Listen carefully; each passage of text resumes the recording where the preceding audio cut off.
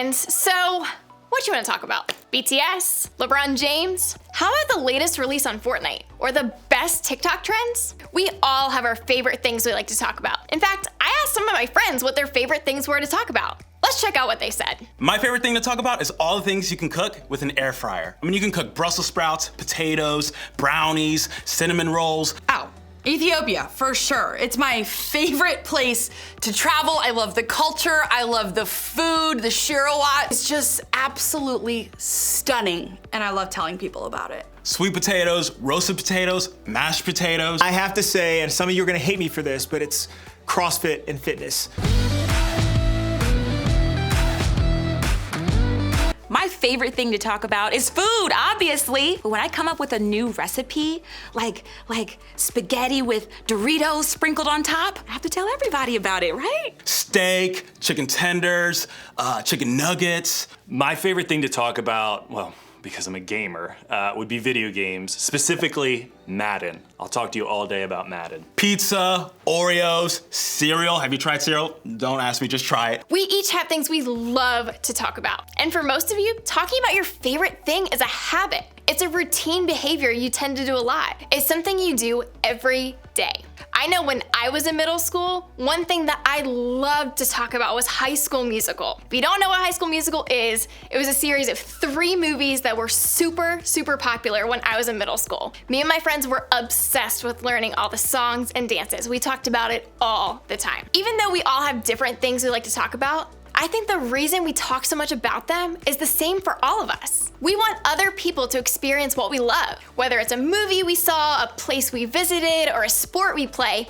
we love talking about the things we've personally experienced in a positive way. And I think that's because we want other people to experience those things in the same way. We love basketball, and so we talk a lot about it to our siblings because we want them to love it too. We're really into makeup tutorials on YouTube, so we talk to our friends about them because we want them to watch the videos with us. We love collecting sneakers, so we talk to our parents about the latest designs so they'll be interested in them too, and hopefully buy us a pair for Christmas.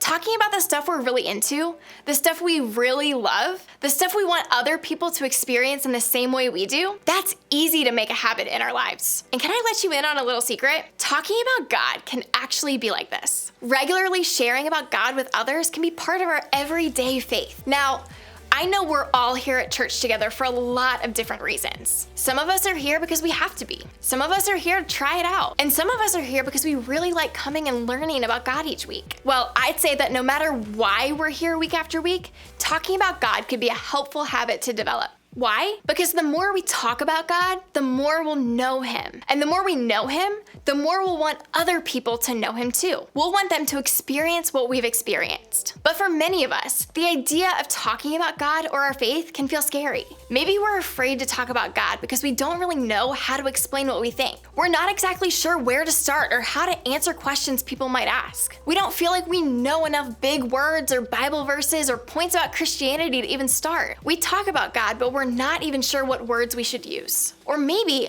we're afraid it will be awkward, and nobody likes being stuck in an awkward moment, right? That's why a lot of us don't even talk about our faith. We're afraid it might make other people feel uncomfortable or even offended. Maybe we're curious about what it means to follow Jesus, but we're not sure how to bring it up. And honestly, we're afraid that even asking somebody will make it weird. Or it could be we're not sure what we think.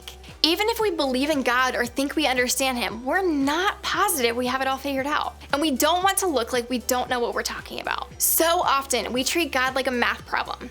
We think we have to have all the details in order to get the right answer. And until we have all those details, we don't want to talk about it. So instead, we decide to say nothing. But what if I told you that you don't need to be afraid of talking about God? In fact, even if you aren't sure about what you think about God, one of the best ways to know Him better is to talk about Him with other people. Now, if that totally freaks you out, I get it. But what if you thought about it this way? When you talk about God, you don't have to talk about what you know. You can talk about who you know. In fact, that's actually what helped the church get started. The early church was started by a handful of people who were passionate about one specific person, and that person was Jesus. Early believers couldn't necessarily answer every single question about Jesus, but they didn't let that stop them. They were so excited about who they knew, Jesus, that they wanted others to be excited too. So they talked about Him a lot, even when they didn't know all the details. In the Bible, the book of Acts gives us an amazing picture of what this looked like. Two of Jesus' friends and followers, Peter and John, told everyone about Jesus. And while this was going on, a few religious leaders noticed something.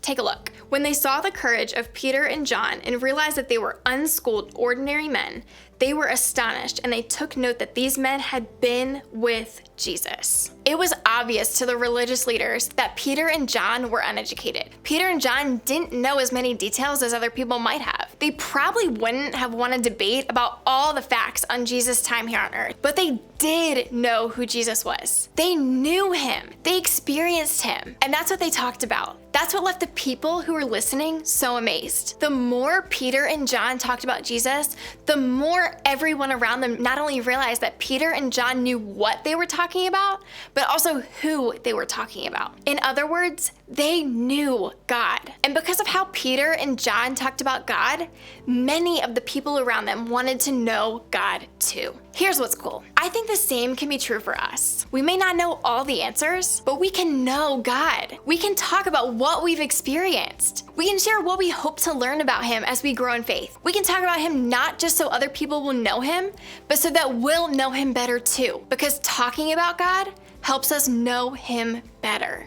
The more we share our thoughts, our experiences, and even our questions about God with others, the more we'll be challenged to keep talking, keep growing, and keep getting to know God ourselves. We'll make sharing about God and learning more about him part of our everyday faith, because talking about God helps us know him better. So, how do we make a habit out of talking about God? How can we make talking about him part of our everyday faith? Well, first we can remember that we don't need to know everything to talk about God. Peter and John weren't the smartest or the most educated people. They were just two guys who knew Jesus. They got to know God in real ways, and they let that be their motivation to talk to others about him. It wasn't so they could have all the right answers or look really impressive. It was so that both they and the people they were talking to could get to know God better. And we can do the same. We can focus on who we're talking about. Instead of worrying about needing to know all of the answers and the details, we can share more about who God is and what his character is like. If we don't know how to talk about how God created the world,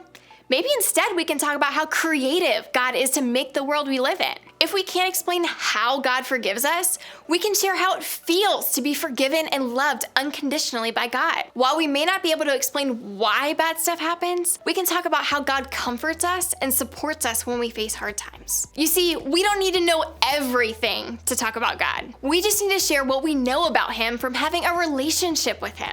Now, I get that for some of us, this isn't easy. If you're not so sure about all this God stuff, talking about how you've known or experienced him may not feel like something you can do, and that's okay. My encouragement to you would be to start talking about what you're not so sure of. If you aren't sure that God made the world, talk to someone about it. If you're not sure that Jesus forgives us, talk to someone about it. If you're not sure that God can comfort you when bad things happen, talk to someone about it. Share the questions you have with your group leader or a trusted friend. Simply start the conversation about God and see what happens. After all, you don't need to know everything to talk about something. One last thing we can learn from Peter and John is that we can talk about God by sharing what he's done in our lives. What I love the most about today's story is that when Peter and John talked about Jesus, people recognized immediately that they'd been with him. These guys may not have been able to answer everyone's questions, but they could talk about what they'd experienced. They could tell their stories. And so can you. When you talk about Jesus, talk about what's happened in your own life. If you've seen him answer a prayer in your life, share that. If you've seen him change your attitude towards a friend or sibling, talk about that. If you've ever seen him do something amazing in your life or the life of someone you know, tell it. Tell your stories.